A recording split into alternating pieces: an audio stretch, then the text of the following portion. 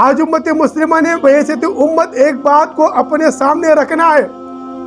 آج وہ کیا چیز ہم سے بھول گئی ہے جس سے آج امت مسلمہ کلہم فی الارض، پوری زمین کے اوپر، کسی ایک خطے میں نہیں، انسان کے ہی پاکستان کے اندر یہ حالات ہیں، یا ہندوستان میں ہندو بی جے پی والے آر ایس ایس والے، یا برما میں جناب اراکان کے صوبے میں، یا دوسرے کس زمین پر آپ دیکھیں، یورپ میں رہنے والا مسلمان غیر محفوظ ہے، دنیا کے ہر کونے میں رہنے والا مسلمان غیر محفوظ ہے۔ کیوں غیر محفوظ ہے؟ ہم نے اپنی آپ کو، ہر ایک نے خود کو ٹٹولنا ہے، ہر ایک نے خود کو اس بارے میں سوچنا ہے کہ کیا وجہ ہے، میں اس میں کیا کردار ادا کر سکتا ہوں امت کو جوڑنے میں۔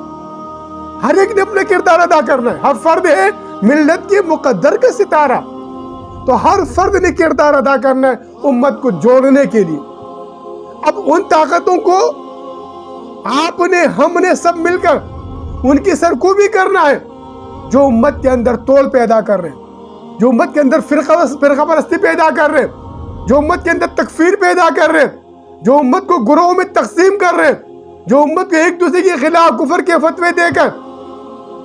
لڑا رہے ہیں، ٹکرا رہے ہیں۔ ہر فرد کی ذمہ داری ہے ان کی سرکوبی کے لیے میدان عمل میں نکلے۔